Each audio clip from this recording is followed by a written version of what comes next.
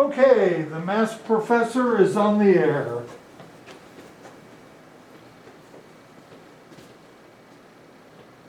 Oh, that could be an exciting one. Let's turn off some lights so we have more visibility. Visibility is knocking on your door. Okay, so as so often happens, we are starting this class without any of my students here. How exciting that is.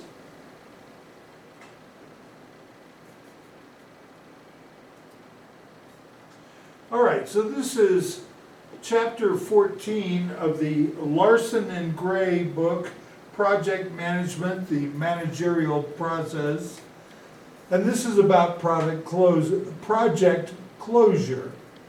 What do we do when the project is over? Right, here's our little map of where we are, and you'll notice we're very close to the end of the book. Oh, thank dog that we've only got a few more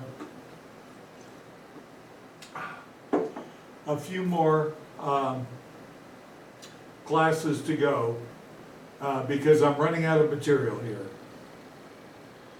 All right, so our learning objectives. First, identify the different types of project closure. Second, understand the challenges of closing out a project. Third, explain the importance of a project audit. And fourth,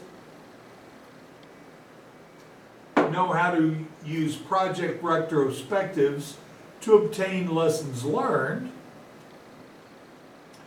Fifth, don't believe that number one, it's 5. Assess the level of project management maturity. 6, provide useful advice for conducting team performance reviews. 7th, provide useful advice for conducting performance reviews of project members. And our chapter outline. First, we'll discuss the types of project closure. Then we'll talk about wrap-up closure activities. Then we'll talk about project audits. And we'll talk about post-implementation evaluation. All right, so if this picture looks a little weird, it's because I stretched it some so that it would be easier to see and to read.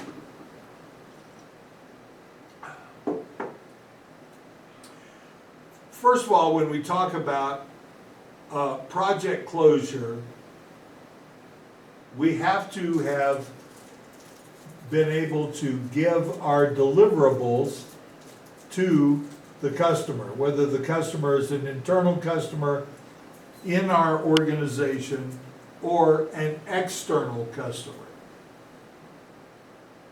So our wrap-up closure activities, we're going to have to make sure that the facilities that we've used are turned over in good shape, that our customer is happy, our vendors have been paid, and that we put together our report.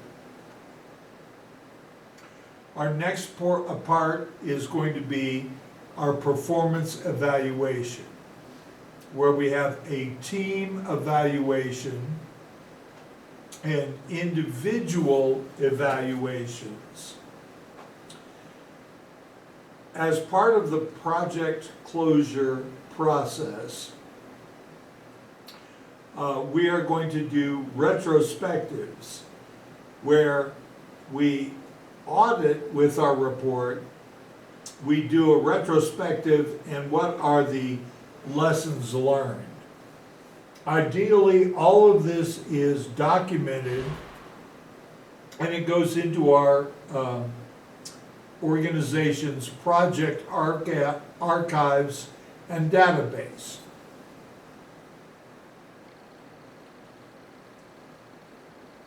All right, so what are our types of project closure? First of all, there's the normal project closure.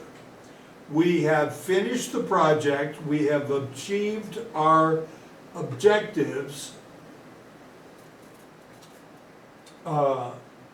and we pat ourselves on the back and we close up the project. We might also have the premature project closure. It could be premature because we actually were able to beat our schedule and get the project done early. It might be premature because we're hurried into finishing the project a little early. It might be perpetual.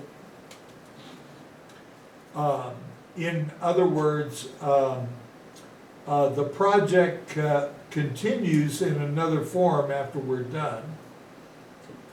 It might be a failed project.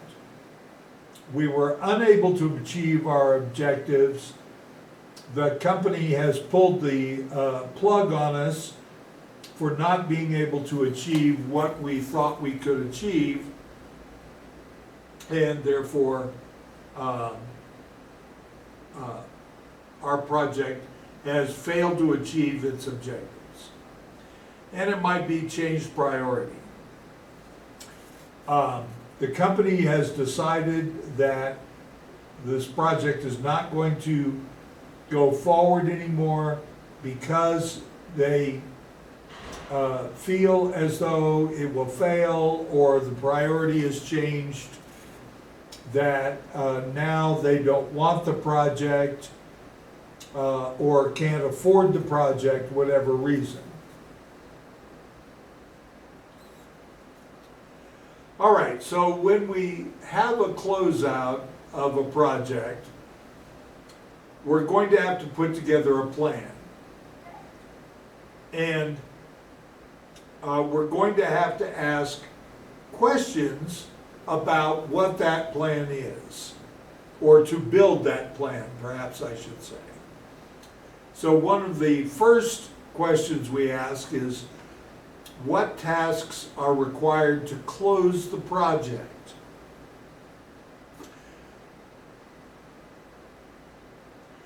Who is going to be responsible for these tasks?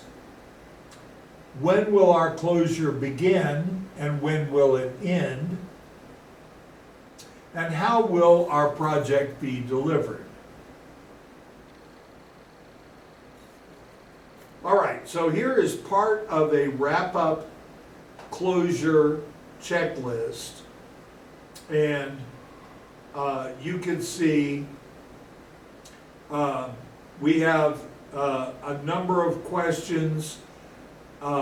Whether these questions have been answered or completed. Has a schedule for reducing project staff been developed and accepted? We can't just tell everyone when they come in one day, all right, that's it, you're done, get out of here. Has the staff been released or notified of new assignments? Have performance reviews for team members been conducted? Has the staff been offered outplacement services and career counseling activities? For vendors and contractors, have performance reviews for all vendors been conducted? Have project accounts been finalized and all billing closed? Kind of important to make sure everybody gets paid. For our customers and users, has the customer signed off on the delivered product? Has an in-depth project review and evaluation interview with the customer been conducted? Have the users been interviewed to assess their satisfaction with the deliverables, with the project team, with vendors, with training, with support, and with maintenance? All of these things, of course, we want to make sure that the customer is satisfied. The equipment and facilities. Have the project resources been transferred to other projects? 11, have rental or lease equipment agreements been closed out? 12, has the date for the closure review been set and the stakeholders notified?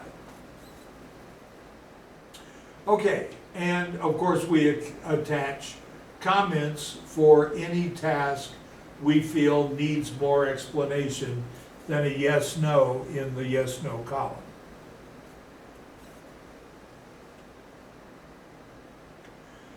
All right, so when we're implementing the project closure, first we have to get delivery acceptance from the customer.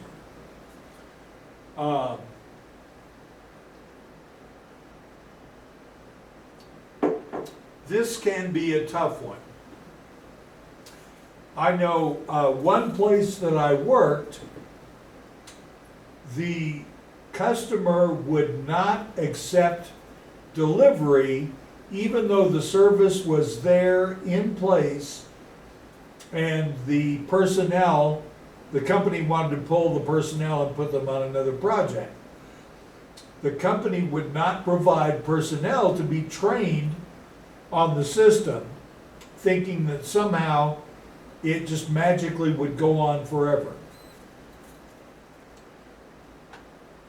2, shutting down resources and releasing them to new uses. So resources are going to be facilities, equipment, people, leftover materials, all of these things we want to clean up and not leave any kind of mess behind.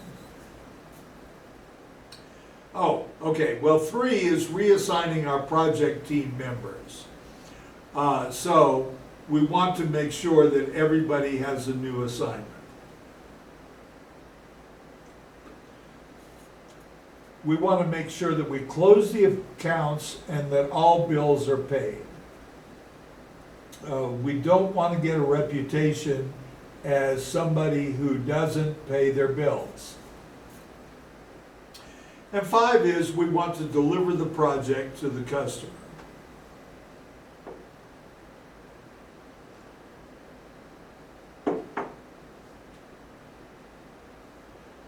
Oh, and 6, of course, we want to create a final report. All right, so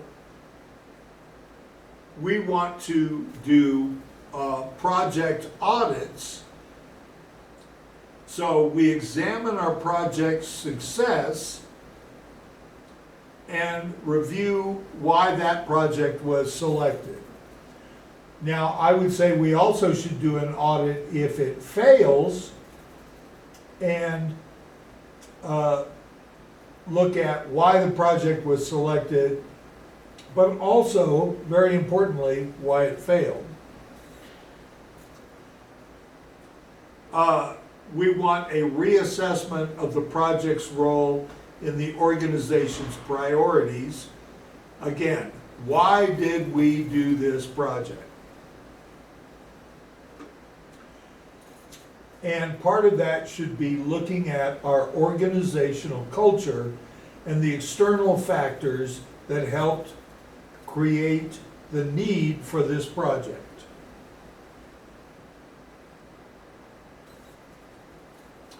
All right, so when do we perform these project audits? Well, part of it is we may be doing in-process project audits where we're concentrating on the project progress and performance. Of course we're going to be doing that. We're going to be looking at our project carefully all the time as project managers. We perform this not only early in our project, but we perform this kind of semi-continuously, always to make sure that we're on track. Then we have post-project audits. There we have our emphasis on improving management of future projects. So that is going to have more detail and more depth than the in-process project audit.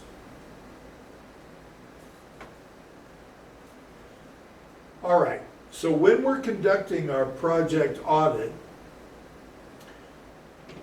we must be seekers of the truth, not looking for someone to blame for anything. That's going to be very tempting if the project did not turn out as well as we wanted. But that's not the purpose. The comments about individuals or groups that participated in the project should be minimized. We don't really want to worry, well, Charlie, he kept taking off these afternoons to go to his daughter's softball games. No, come on, man. Let's be cool.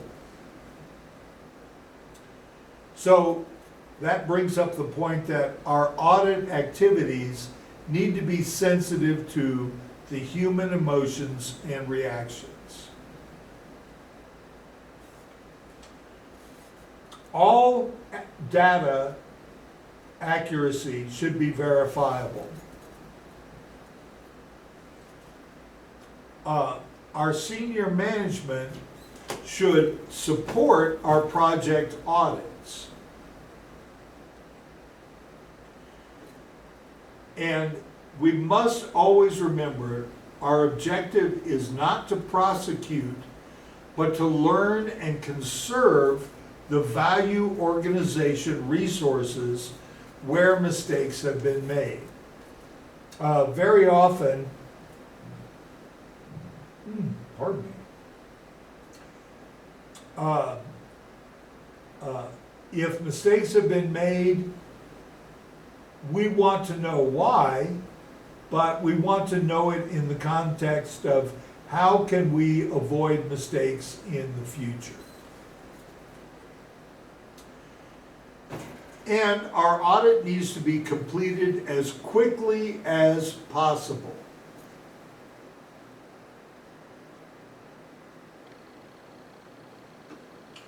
So when we talk about our project audit process, first of all, we have the initiating of the process and staffing of our auditors.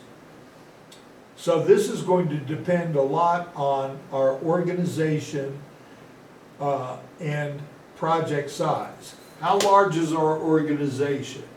How big is this project?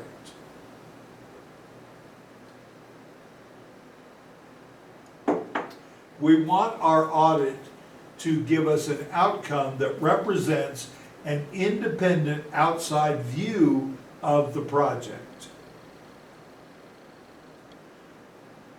All right, so our data collection and analysis, we are going to gather the information and data so that we can look at our questions from the organization's view and from the project team's view.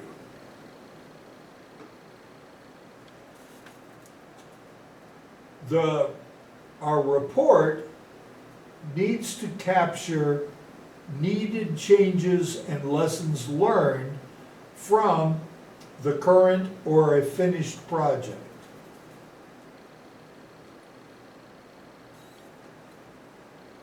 All right, so when we think about what do we want in project audit reports, first of all, we want to know what is the classification.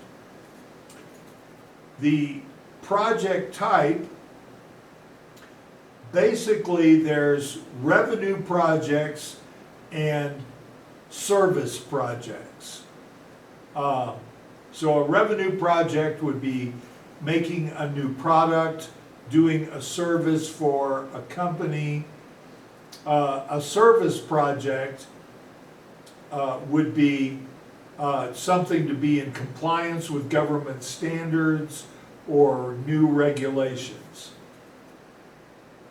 What is the size of our project? Is this something that 3 people do in a week, or is this something that our company does over many years? The number of the staff involved is going to help with classification. The technical level that we have to perform at, and is it a strategic project or a support project?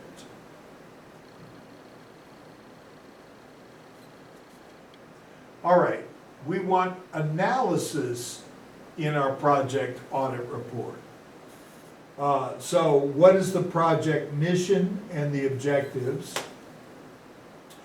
What are the procedures and the systems that were used? What organization resources were used? And of course, what were the outcomes that we achieved through this project?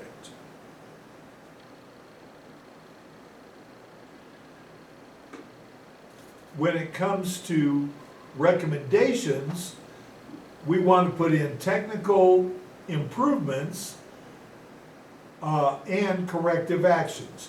How could we have done this project better? From the technical viewpoint, but also from the project management viewpoint. We want to look at the lessons learned, reminders of things that we learned from doing this project are going to be important down the line. And we want to look at it in retrospect and say, all right, what could we have done differently that would have made this better? What did we do so well that we need to duplicate in the future?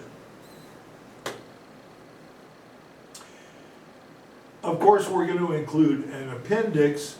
That appendix is going to have all kinds of backup data, critical information that doesn't necessarily fit in the project report easily, but which the people that read it may want to be able to access so that they understand more about what's going on.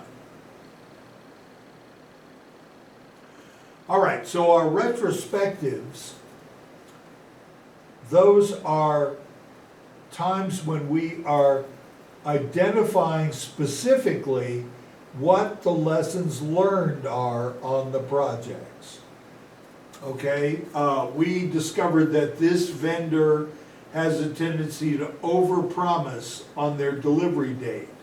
So that tells us in the future, let's be sure and set the date before we actually are going to need it. Oh, that was it for retrospectives? All right. Our retrospectives, one of the things that is very helpful in this regard is to have an independent facilitator. So they're going to guide the project team through the analysis of the project activities. Ugh, that's ugly. All right. That I feel so much better.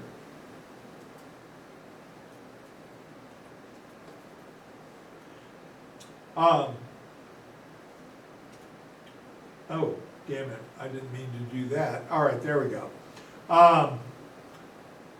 They can guide the team through, and that independent facilitator can also head off things if somebody starts to say, well, it was Fred's fault that such and such happened, things of this nature, which are really very unhelpful.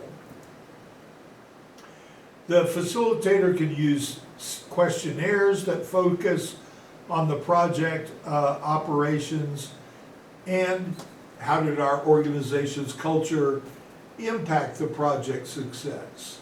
How did they impact the project's failures? There could also be like focus group activity, talking to the individual teams.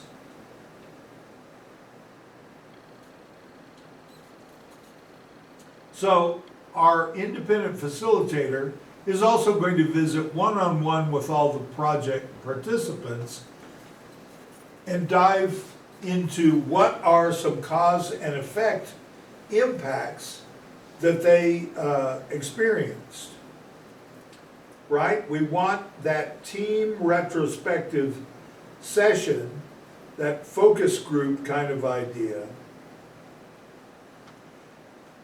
and work with the team to find out how do we prioritize information for the different people that have to receive the information.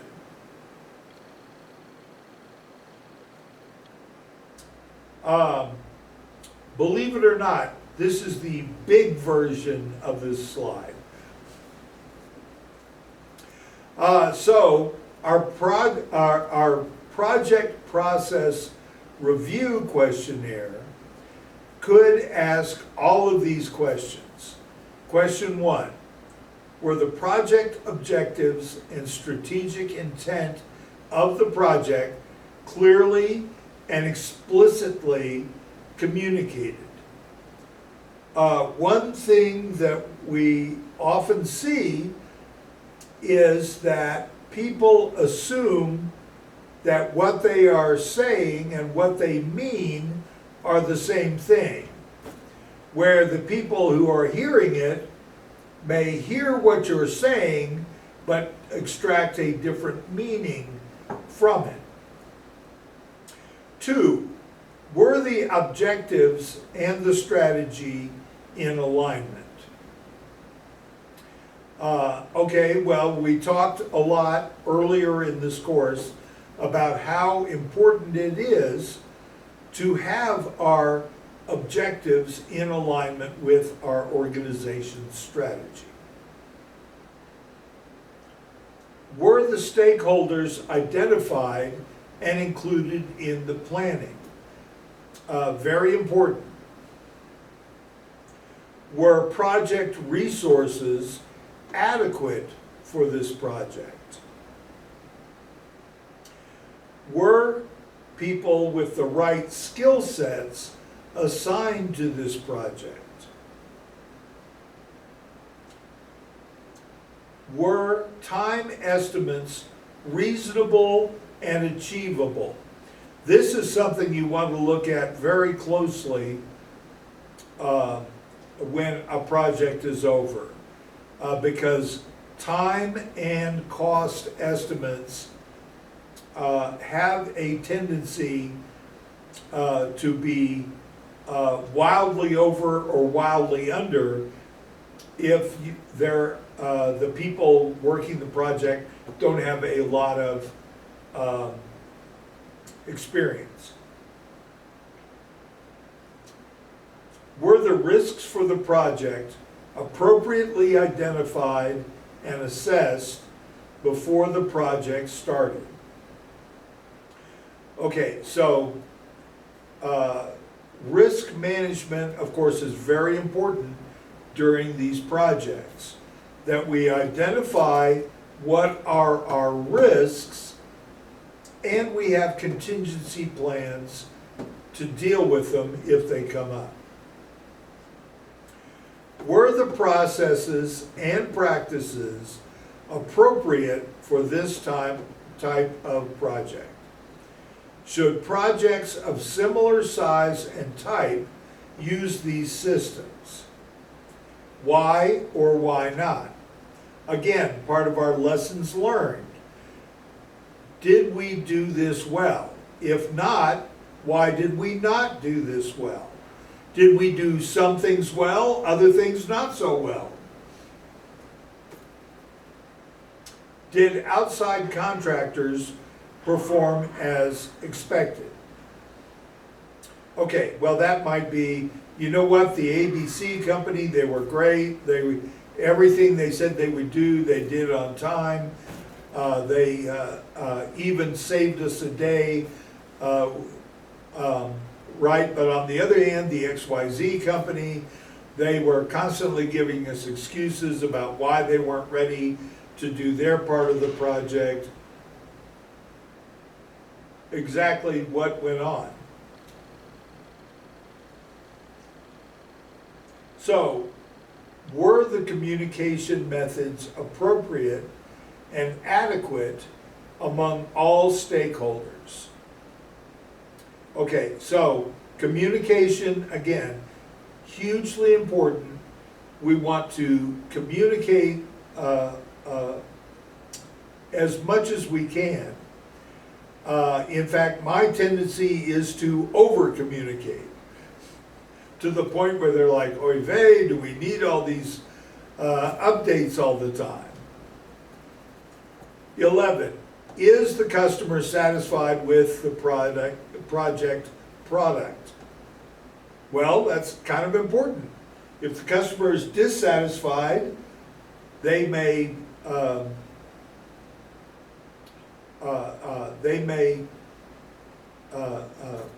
be wondering, what are you doing over there? Oi! Are the customers using the project deliverables as intended? Are they satisfied? Again, customer focus. We always want to make sure we're satisfying the customer.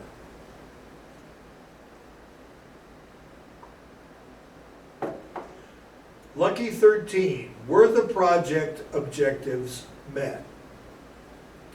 Right? We talked about sometimes we have to change the scope. Something isn't possible to do. The customer isn't willing to pay for some part of the project. Are the stakeholders satisfied their strategic intents have been met? Well, of course, we have many stakeholders in our company, our customers, even our vendors, suppliers. Has the customer or sponsor accepted a formal statement that the terms of the project's charter and scope have been met? Okay, well, very often at the end of a project, we have a formal sign-off on the project.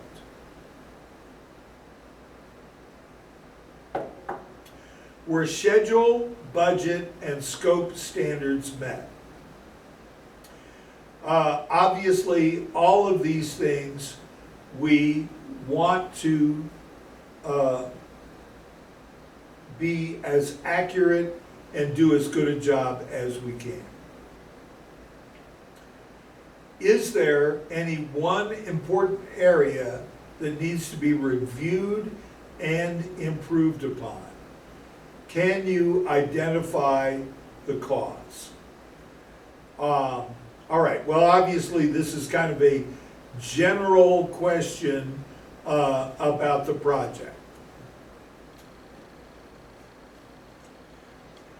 We want to think about our organizational culture and review how that fit with our project at the end also. So, our first question, was the organizational culture supportive for this type of project? Our Our second question was senior management support adequate? Our third question, were people with the right skills assigned to this project? 4, did the project office help or hinder management of the project? And explain. 5, did the team have access to organizational resources, people, funds, equipment, etc.? All right. You've heard me ranting and raving in this class before. Our organizational culture is something very important, and our project team culture is very important as well.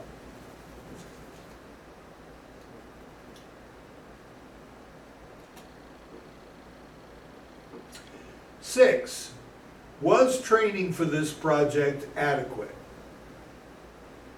7, were the lessons learned from earlier projects useful? Why were they useful, and where were they useful?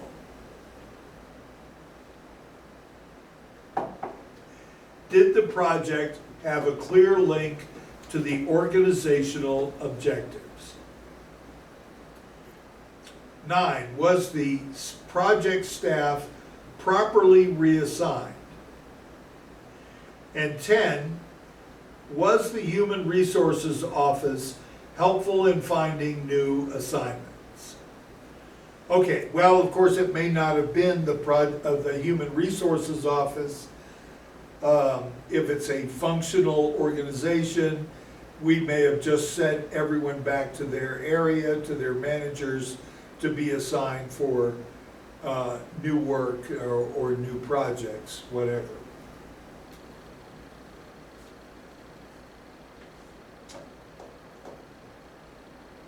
Our project management maturity model, we want to look at how well we are managing our projects. Level 1, the lowest level, is ad hoc project management. Essentially, the boss comes in and says, Harry, I want you to take on this project. You got $1,000 and I want it done by next Tuesday.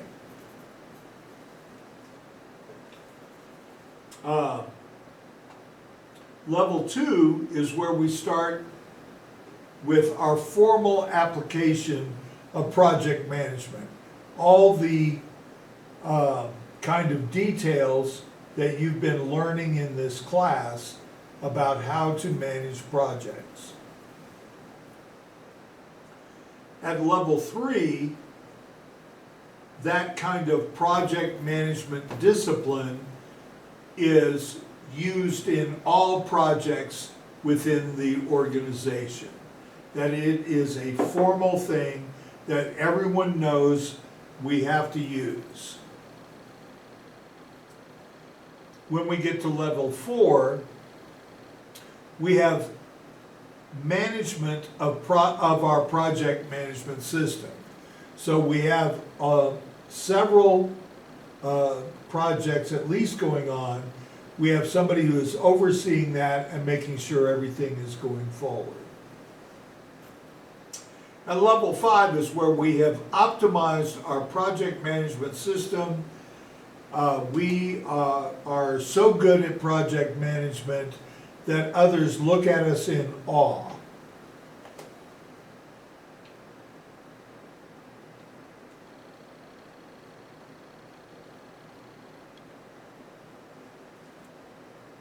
All right, so in our post-implementation evaluation, one thing that we often see is when a project is over, it just kind of falls apart.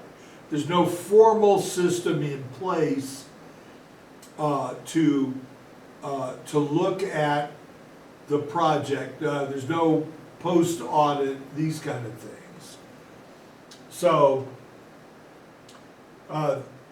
some of the reasons, if the evaluation of the individuals are left up to the supervisors of the team member's home department.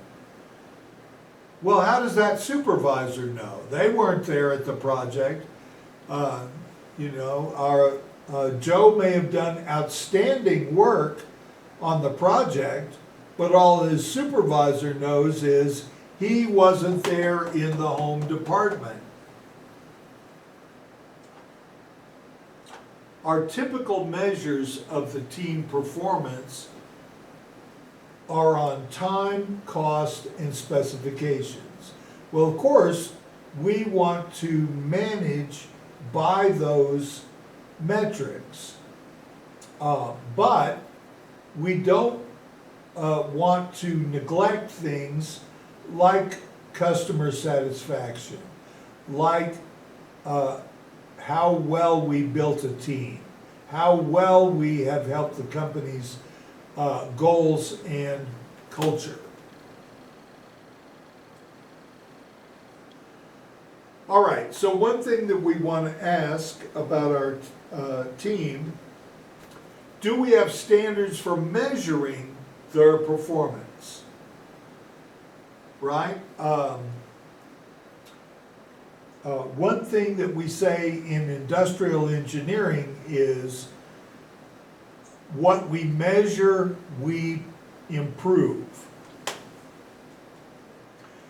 Are the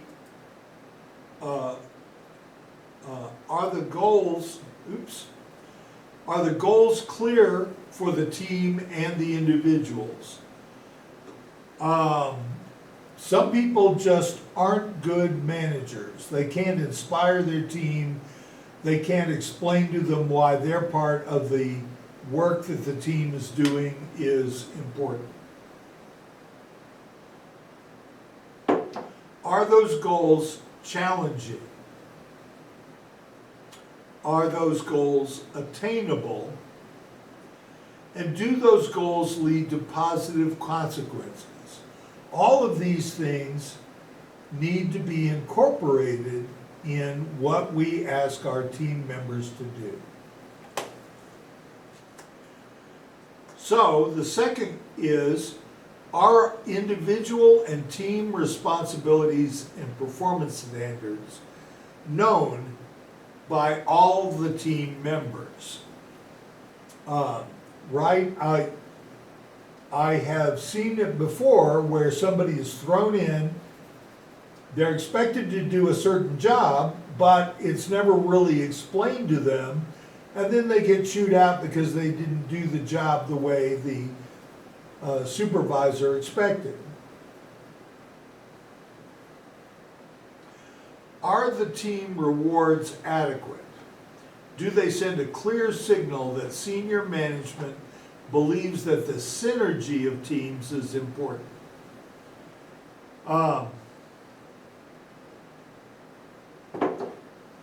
This kind of brings us to what I call the 19th century school of management.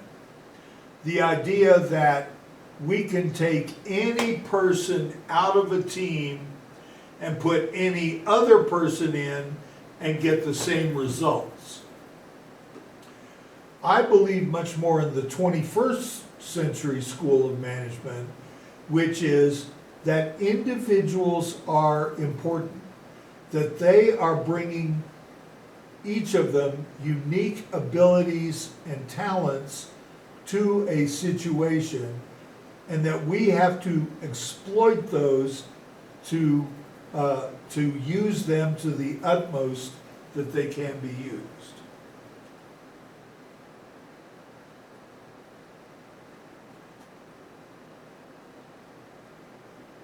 Okay, I don't know why, but my computer seems to be frozen.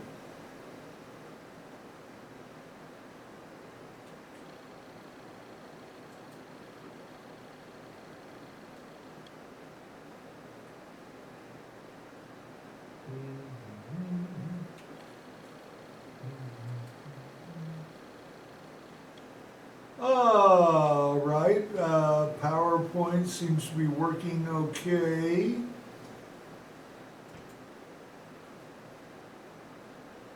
Let's stop sharing and try resharing and see if that gets us where we need to be.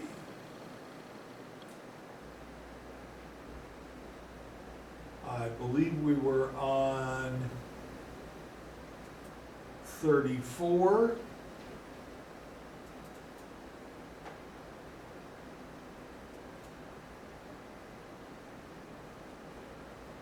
Oh, thank dog. All right, so another question is there a clear career path for successful project managers that is in place at our organization?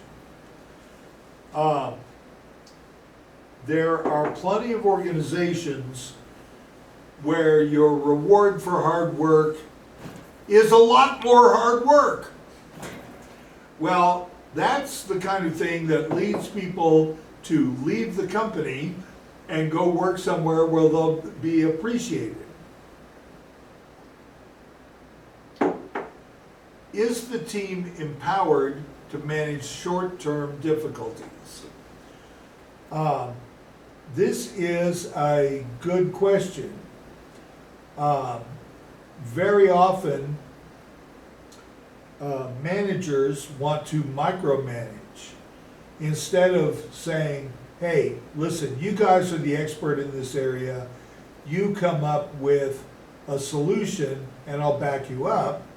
They'll say, oh no, do this, do that, do the other thing.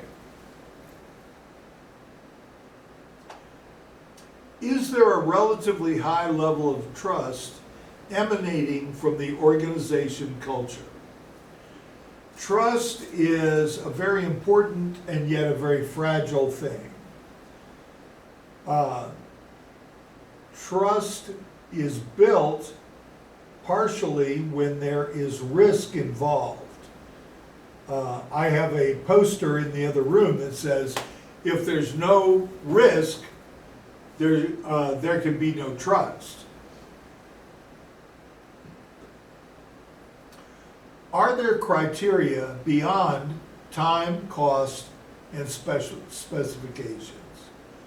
Again, what are the criteria we are managing our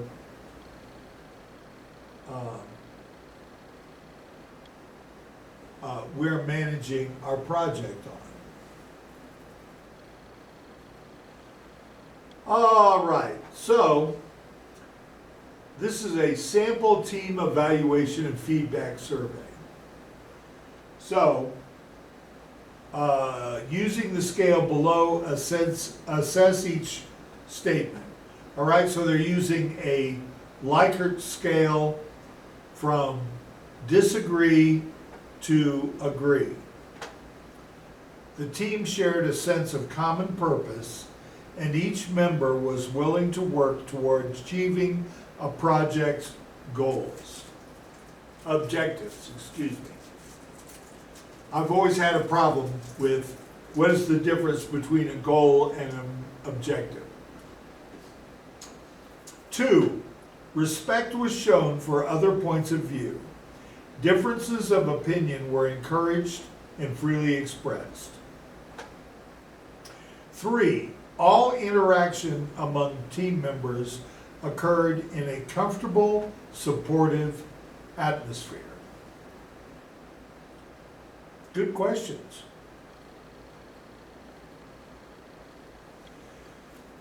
All right, so our project performance evaluation for individuals, the responsibilities on performance assessment. In a functional organization or functional matrix, it's the individual's area manager.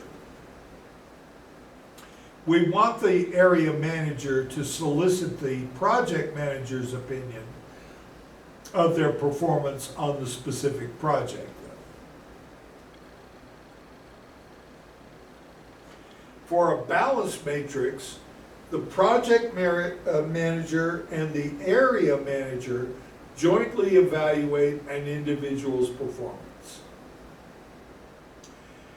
And for project matrix and project organizations, the project manager is responsible for appraising individual performance. Again, it's the problem of who was having their eye on the person as they were working and doing the project. So when we conduct performance reviews, we begin by asking the individual to evaluate his or her own performance. We want to avoid comparing them to other team members. We want to assess each individual based on our established standards and our expectations.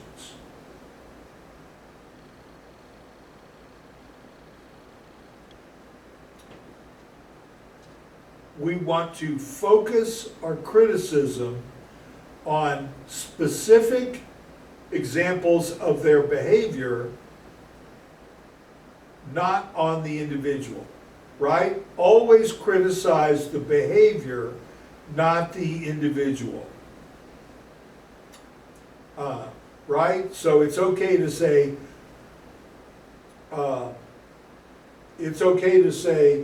hey, when you goosed the CEO's wife, that was not a behavior that I would expect from you.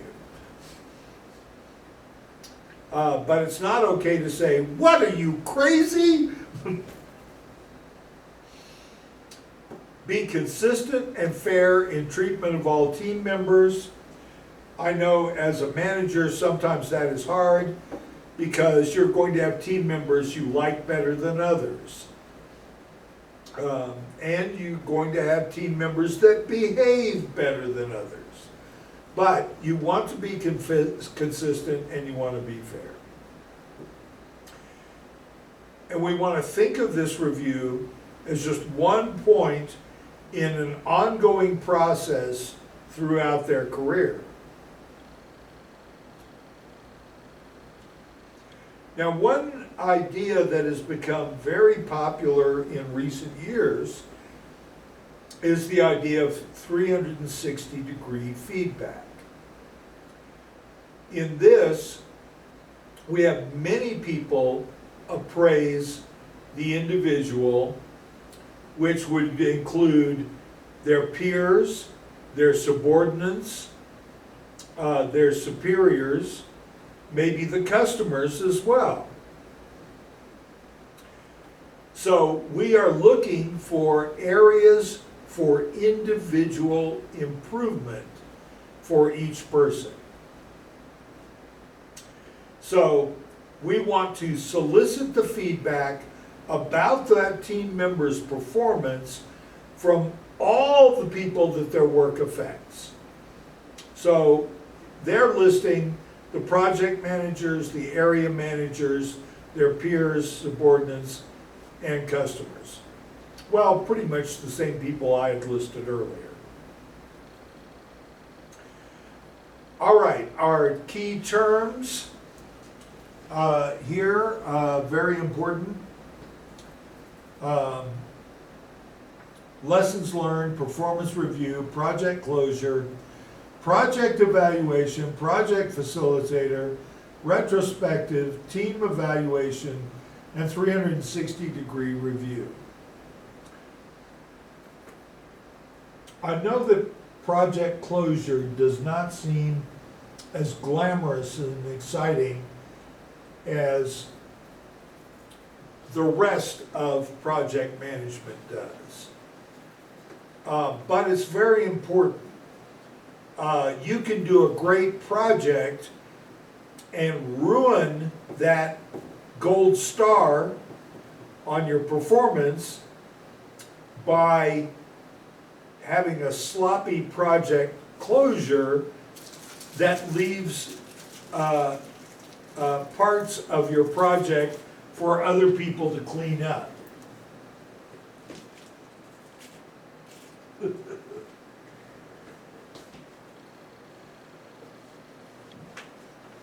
All right, we also have a little bit of material from our project closure checklist. This is Appendix 14.1.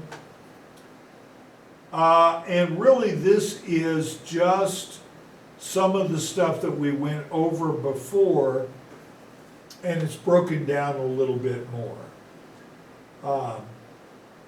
So, question 1, have all the product or service deliverables been accepted by the customer? Right, this can be a planning document for you.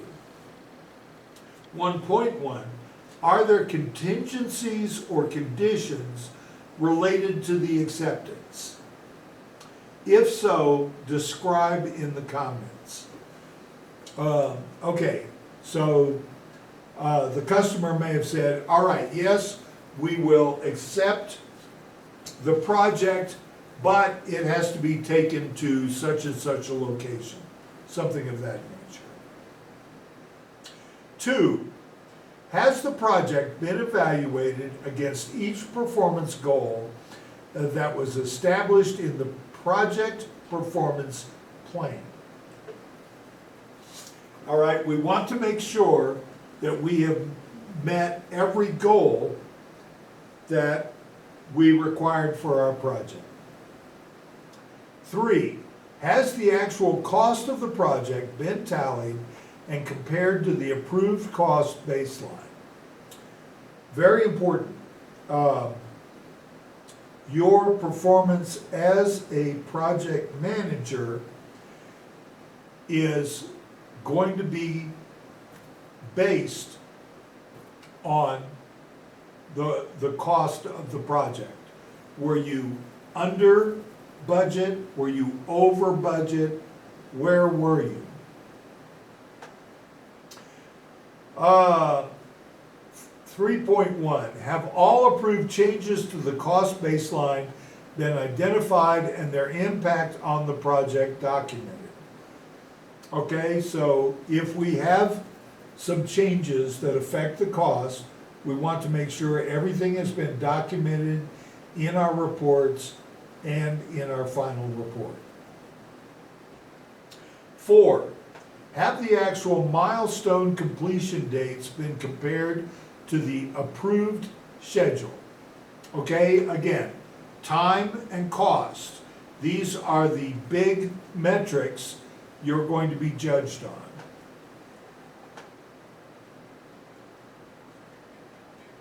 4.1, have all approved changes to the schedule baseline been identified and their impact on the project documented?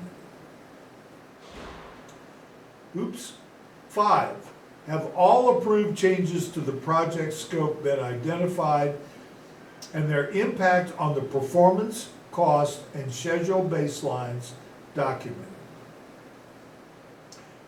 All right, so again, we want to make sure that everything has been documented as far as how it went, what was our schedule like, what was our cost like, what were the performance metrics, and did we meet those? 6, has operations management formally accepted responsibility for operating and maintaining the products or services delivered by the project?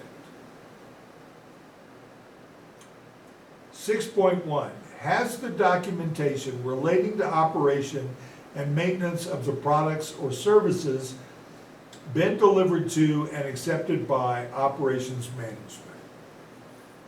Okay, very often we have to give extensive documentation of what we did with a project and deliver a copy of that to the customer, or maybe multiple copies. 6.2, has training and knowledge transfer of the operations organization been completed? 6.3, does the projected annual cost to operate and maintain the products or services differ from the estimate provided in the project proposal? If so, note and explain the difference in the comments column. Hopefully, we will explain that by saying the customer demanded extra functionality in the product or the service, and that added to the cost. 7, have the resources used by the project been transferred to other units within the organization? Yes, very important. 8, has the project documentation been archived or otherwise disposed of as described in the project plan? Very important to keep records, keep copies of documents. I have been to many companies where they have no copy of old documents, even documents that it turns out are desperately needed for current operations. 9, have the lessons learned been documented in accordance with the Commonwealth Project Management Guideline? Well, but what if you're in a state, not a Commonwealth? No, wait, sorry, this is actually just from a specific company. 10, has the date for the post-implementation review been set? Okay, we want to make sure that we go through all the audit and review processes. 10.1, has the person or unit responsible for conducting the post-implementation review been identified?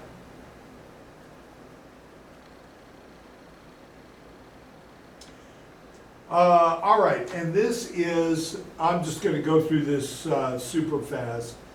Appendix 14.2. This is where they have gone through and actually created a project closure checklist similar to what we just would look through. You can see, all right, so they're through 1 through 10 and looking at, we have people responsible, the date that it's due.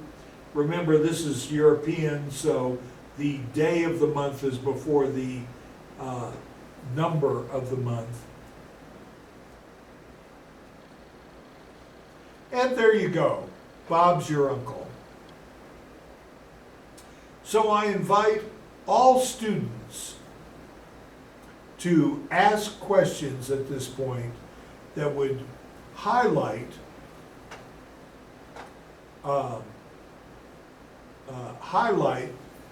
the excitement that they feel about knowing all these things. All students.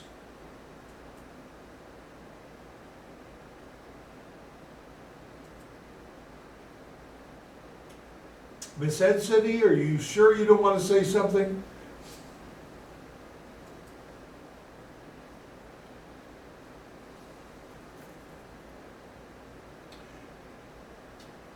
Press the *6 to unmute yourself. Or just hang up on me. That doesn't matter. It's okay. Don't worry about me. All right, well, I guess class is over then.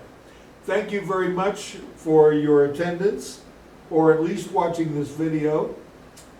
And when the fields are white with daisies, call it Thursday, we'll meet again.